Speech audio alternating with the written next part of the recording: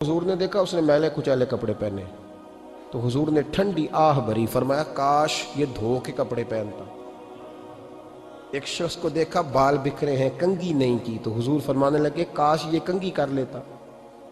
نفاست پسند آدمی پہ نا بوجھ بنتا ہے۔ جو آدمی، آپ کو پتہ ہے کہ امام شافعی تو فرماتے ہیں جمعے والے دن غسل کرنا واجب ہے، ماتے غسل نہ کرے تو جمعہ ہی نہیں ہوگا۔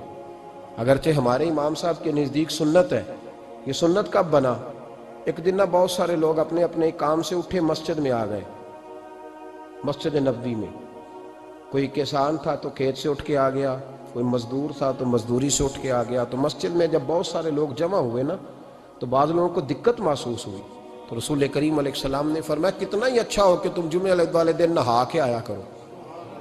بس وہ صحابہ کا مزاج ہمارے والا نہیں تھا کہ تفصیل بتائیں، حکمت بتائیں، ملے گا کیا، ثواب کتنا، نہ نہائیں تو گناہ، یہ کوئی نہیں۔ حضور نے کہا کہ نہا کے آؤ تو کتنا ہی اچھا ہے۔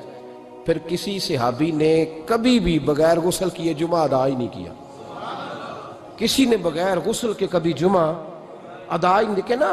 اسلام بڑا خوبصورت دین ہے۔ حضور نے فرمایا جو کچا پیاز کھائے وہ مسجد نہ آئے، پہلے مسواک کرے، دانت صاف کرے، پھر آئے۔ نبی پاک صلی اللہ علیہ وسلم نے فرمایا جو کچی مولی کھائے مسجد نہ آئے۔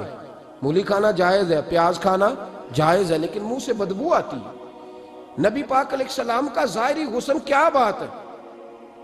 میلاد مبارکہ میں نبی پاک علیہ السلام کی جو چیز بڑی کھل کے واضح ہوتی ہے وہ رسول اللہ کا حسن و جمال ہے۔ آپ کی والدہ سیدہ طیبہ طاہرہ حضرت سیدہ آمنہ رضی اللہ تعالیٰ، اماں جی کہتی ہیں کہ میرے محبوب جب میرے بطن اقدس میں آئے تو جو تکالیف عورتوں کو ہوتی ہے مجھے ان میں سے کوئی تکلیف بھی نہیں ہوئی، اور اماں جی کہتی ہیں مجھے کبھی کوئی ثقل، کوئی بوجھ محسوس نہیں ہوا، اور فرماتی ہیں کہ جو ولادت کے وقت لوگوں کو، عورتوں کو تکلیف ہوتی ہے مجھے وہ بھی نہیں ہوئی، اور فرماتی ہیں کہ نبی کریم علیہ السلام پیدا ہوئے تو ہمیں حضور علیہ السلام کی ناف کو کاٹنا نہیں پڑا، ناف بریدہ پیدا ہوئے، ختنہ شدہ پیدا ہوئے۔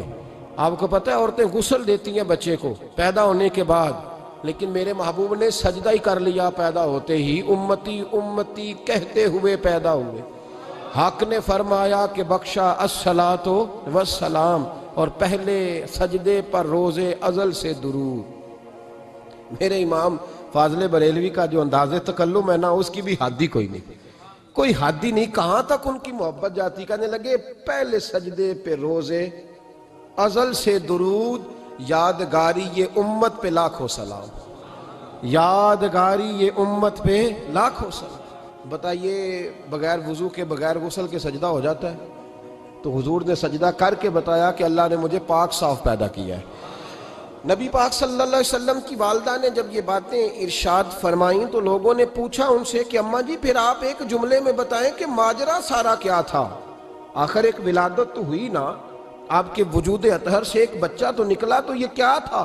تو سیدہ آمنہ فرمانے لگی خارج منی نور، بس میرے وجود سے ایک نور نکلا ہے، بس میرے وجود سے ایک، اور روشنی آتی جاتی ہے تو کسی کو تکلیف نہیں دیتی، ایک نور نکلا۔ میرے رسول کریم علیہ السلام کو ظاہری حسن بھی کمال دیا، اور پھر حضور کی نفاست پسندی، صفائی پسندی۔ نبی پاک جب بات کرتے تھے نا تو حضور کے دانتوں سے نور نکلتا، اس کے باوجود حضور ہر وضو کے لیے مسواک کرتے۔ میں نے ہر نماز کے لیے نہیں کہا، میں اپنے لفظوں کا ذمہ دار ہوں۔ کس کے لیے بولیں آپ حضرات؟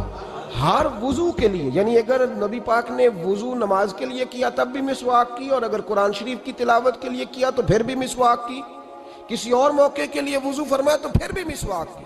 اور سیدہ عائشہ فرماتی ہے جب بھی حضور گھر سے نکلنے لگتے پہلے مسواک فرماتے، حالانکہ رسول پاک کے دندان اقدس تو نور والے تھے، ضرورت ہی نہیں تھی۔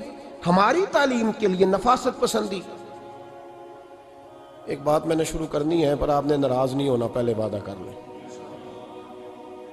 جڑے نہیں بولے انہوں نے کی ارادہ ہو جانا ہے، چلو ہو جائے، کوئی گل نہیں، خیر ہے، ہو جائیں آپ ناراض۔ نبی پاک نے بڑی مونچھیں نہیں پسند کی، حضور کو اچھی نہیں لگتی تھی۔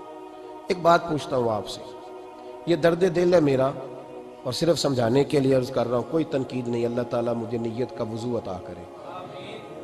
ایک بات بتانا، اگر بہو کھانا پکا کے لائے اور سالن سے بال نکل آئے تو پھر اس کا کیا حال ہوتا ہے؟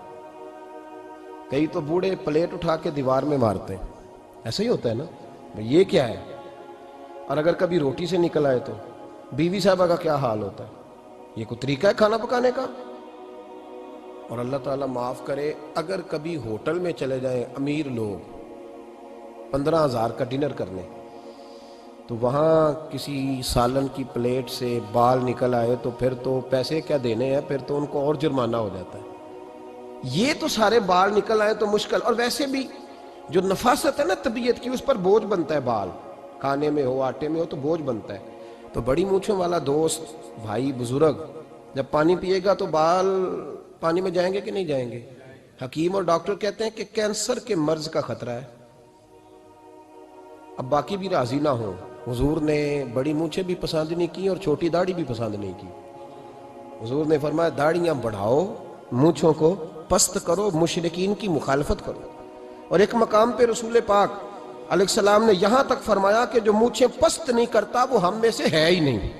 اتنے سخت لفظ۔ ایک صحابی تھے، آپ یقین کریں نا، کئی دفعہ دوستوں کو کہنا پڑتا ہے، اور کئی دفعہ نا مجھے محسوس ہوتا ہے کہ یار ہم روز ہی کہتے ہیں، لیکن کہتے پتہ کیوں ہے کہ بوجھ بنتا ہے وہ بندہ جو اس طرح کی تباہ کے ساتھ آتا ہے، جو حضور نے پسند نہیں کیا۔ ایک شخص نبی پاک کے سامنے آیا، قاضی عبدالدائم دائم صاحب نے لکھا ہے، بڑی خوبصورت بات لکھی ہے، کہنے لگے حضور کے سامنے وہ اکثر آیا کرتا تھا تو مونچھیں بڑی تھی، حالانکہ داڑھی بھی بڑی تھی، مونچھیں بھی بڑی تھی۔ 2-4 دفعہ حضور نے باتوں باتوں میں تات اللفظ سمجھایا۔ کچھ بندے نہیں سمجھتے، تات اللفظ سمجھاؤ یا بڑا کھول کھول کے سمجھاؤ پر بات سمجھنے کو تیار نہیں ہوتے۔ پتہ نہیں کیا ایسا حسن ہے بھئی، جو حسن نبی پاک نے پسند نہیں کیا وہ کبھی حسن ہو سکتا ہے، کبھی خوبصورتی ہو سکتی ہے، وہ کسی کا ذاتی کلچر تو ہو سکتا ہے پر دین کی تہذیب نہیں۔ نبی کریم علیہ السلام نے کئی دفعہ سمجھایا تو ان کی سمجھ میں بات نہ آئی۔ ایک دن وہ بیٹھے ہوئے تو حضور نے ایک صحابی سے فرمایا کینچی لاؤ۔ کہنے لگے میں سمجھ گیا کہ میرے ساتھ کچھ ہونے لگا ہے۔ ساتھ ہی حضور نے فرمایا ایک مسواک بھی لانا۔ کہنے لگے میں نے کہا بچت ہو گئی، میرے تو دانت صاف ہے۔ تو یہ شاید اس کی بات ہونے لگی ہے جس کے دانت بھی ٹھیک نہیں۔ دونوں چیزیں جب آ گئی نا تو حضور اٹھے اور نبی پاک نے مسواک ان کے ہونٹوں پہ رکھی، اسی سے آبی ہونٹوں کے اوپر مسواک رکھ کے تو اوپر سے حضور نے مونچھیں کاٹ لی۔ فرمایا یہ نہ ایسا کرو، یہ چیز مجھے پسند نہیں ہے۔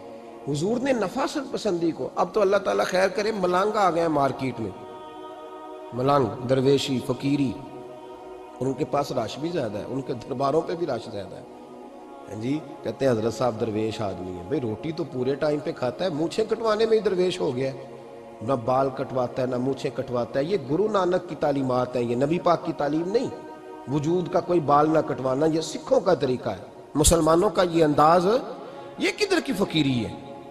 دین کوئی غلاظتوں والا معاذ اللہ، کہ بابا کپڑے نہیں بدلتا، بابا غسل نہیں کرتا، بابا بال نہیں کٹواتا۔ بابا ہے پاگل ہے؟ قطعی طور پر کوئی فقیری نہیں، فقیری صرف وہ ہے جو میرے نبی نے کیا ہے۔